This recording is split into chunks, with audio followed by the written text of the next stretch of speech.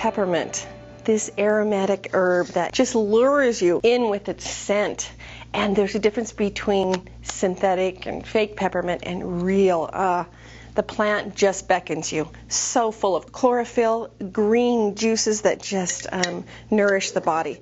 It definitely is known as a digestive aid and a nervine to settle things down and settle down the nerves, but also as a nervine and something to settle down, it has an opposite effect also. It can also be a stimulant. It's one of those herbs that sometimes can wake you up, but then it can also settle you down if that's what you need. It is native in Europe, but now widely grown everywhere. It likes shade and moisture. It grows by streams and ditches and spreads really, really quickly. If you have peppermint in your garden and you don't have it contained, it will quickly be throughout your whole garden. It is very prolific. It loves to grow and spread all over. It's a hybrid of spearmint and a water mint, this peppermint. It is well known for gum and Wrigley spearmint gum and the different kinds of peppermint gums that are out there. It's famous for that. But I think we undervalue its nourishment to the body and its potential in helping bring balance back to the body. The part that you use are the leaves and the stem. You can use just about the whole plant, but the aromatic part is the top part of the plant, and you can use it as an essential oil, very famous, known essential oil. It has this intense, refreshing taste and odor to it, very vibrant mint and refreshing. Anciently, this plant was talked about as a mint in history. They didn't really talk about it much as peppermint and spearmint and the different kinds. They talked about mints in general. And so that's kind of how we talk about mint here. And historically, we talk about in the Roman times, Pliny the Elder, they would crown themselves with wreaths of the leaves of peppermint, sprays of it on the table to eat along with food to digest. It was well known to put it in bath water and for fevers and different things like that. The Egyptians used it as a flavoring, and also clear back in 659 AD, it was mentioned in the Chinese medical literature at that point. Very, very wonderful. That it goes clear back there, and they even valued it at that time. In medieval texts, they used it for purity and for hospitality. In 1696, peppermint was first recognized as a plant for healing. The American colonists, they used it for digestion, they used it for heartburn, they wrote about it for nausea, for colic, for gas, even for hiccups, for helping to sleep, for headaches. They also commented on it about being a stimulant and a sedative. It is both. We'll talk about that more. The Native Americans used it for toning the digestive tract, for strengthening things down the digestive tract, and really we cannot underestimate it for this. This plant is completely underestimated for the value of it because it's just peppermint tea. Well, but if you get real fresh peppermint, it really does have these nourishing effects with it. It can nourish colds and fevers. I mean, that's what the Native Americans used it for, not only just the digestive tract, but also to get you feeling healthy again when something comes up. The German Commission E talks about it for settling down spasms in the stomach and also helping to settle down spasms of the bile duct and in the gallbladder. For hundreds of years, the Japanese have harvested the mint and distilled it into essential oils and done it very cheaply with even chemicals, and they will separate out some of the menthol from the peppermint so you're not getting the full effect of the peppermint. Now, there are some really great essential oils out there that have the whole component. They keep the menthol in there and all the wonderful nutrients in the essential oil. So you can tell the difference between a really great peppermint essential oil and one that is like maybe a candy flavoring. It is used for scents and for flavoring, and not therapeutic just because it's widely used like that. But the real peppermint, the plant of it is full of nutrients. It's different than the essential oil. The essential oil has nutrients but brings a response. It kind of just captures the aroma of and the essence of the plant, but it doesn't help you if you just do a peppermint essential oil alone, you're not ingesting the nutrients of that particular plant, so I encourage you to use both, not just the essential oil, but also the whole plant, because the plant has lots of vitamins and minerals in it. It has a natural menthol in it that has that cooling effect. It has vitamin A in it and C. It's really green, super full of chlorophyll and iron and copper, magnesium, densely populated with trace minerals and all kinds of minerals to help feed and nourish the body. And that menthol helps drive it through the body, and so you can feel it. You can feel the warming effect when you have a cup of peppermint tea, or you've put some essential oil into some water and drink it. You can feel that warming effect of the body. It's an interesting plant because it has opposing properties. These opposing properties are, it can have a calming effect and just like settle things down, and yet it can have an energizing effect. It can have a sedative effect, and then it can have a stimulating effect. It has a warming effect, natural peppermint, but then it has this cooling effect to it. So it's this plant that really just molds to whatever your body needs. And I sometimes thought when I first read this, what if I gave it to my kids or somebody who I wanted to have the sedative effect happen, and it gave the stimulating effect. But that has never happened with anyone that I have recommended peppermint. If it's just wonderful, fresh, just like so aromatic peppermint, it's such a great fresh plant. You can tell it will mold to your body. It will just like do whatever you need. It can help you warm up, and it can help you cool down and be very refreshing. Just different things with the plant, but the plant seems to know and seems to accommodate and adapt to your body. As far as digestion is concerned with this plant, it's one of the top digestive plants for sure. People just know it forever, and it hasn't stayed in folklore and been passed down generation to generation because it didn't work. It definitely works, but it is very, very underused.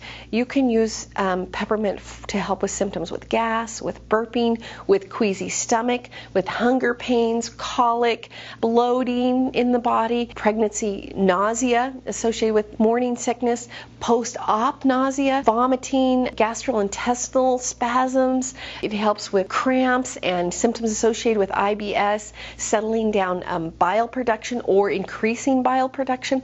Also can help just nourish the gallbladder altogether. Known as a nervine, which means it can stimulate or relax the nerve. And the stimulating part is it's a tonic for the nerves, thereby nourishing them so that they work better.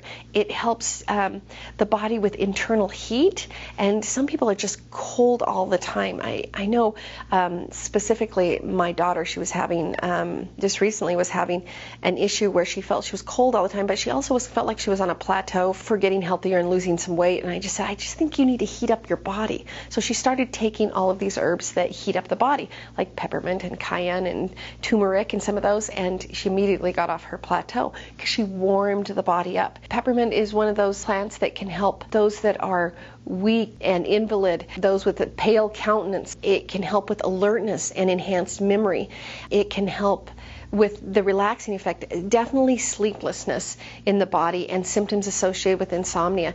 It's a gentle plant, but if you keep using it, it will continue to feed your body, and you will start to notice how subtly that it's working, but yet how effectively.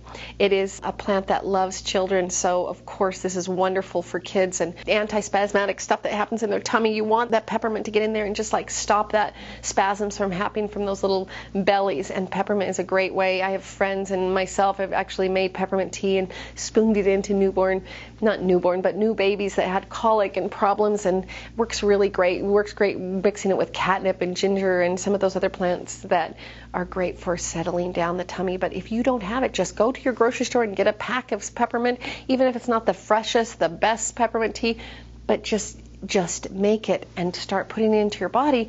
And you can do it for your baby, you can do it for upset tummies for kids, for tension headaches. You know, going to the grocery store is not maybe the best place to get it, but at least it's there 24/7. We can always seem to get it. It can settle down tension headache, and even just smelling it can sometimes settle down the body. It can help settle down muscle discomfort, and even naturally settling down irritated skin that are irritated and inflamed. You can make tea and just put it topically and drink it internally. It has an immune system effect in that the menthol in it is antibacterial and antiviral in its properties. That's why it's useful for fevers and flu symptoms and upper respiratory things. I mean, it just seems to help you open things up, and for nasal decongestion and expectorants. It's even been used for tuberculosis throughout the years. It has a natural antifungal properties to it. It can be used as a hot tea internally to increase perspiration, but also to help get funguses out of the body and move that through the body. It's hard to find plants that are really antifungal because fungus seems to mimic our own body, and so it's hard to get something that kind of attacks that. So the antifungal properties of this is very gentle, but can be incredibly effective. You can make the tea and put it topically on anything that you have issues with. It is, of course, a natural antiseptic and can help wounds heal up better. One particular way that has actually been studied is breasts of women who are breastfeeding, nipple cracks when nursing. And there's been studies showing that if you put it on every day, I think it's 3 times a day, right after the baby's born, the women showed that they didn't have nipple cracks or problems associated with it, not nearly as much as they did if they didn't put peppermint tea on their breasts. So nice trick for making moms a little more comfortable. Other things peppermint works for is helps to strengthen the heart muscle by helping to cleanse out the blood and circulate things through. The heart muscle always loves that. And it has natural inflammatory properties with it. It can help with symptoms associated with arthritis, rheumatism, even helping to move inflammation symptoms of gout through, and helping to facilitate circulation throughout the extremities of the body. It is definitely a catalyst herb, an herb that you can put in with other herb formulas to help it go through the body.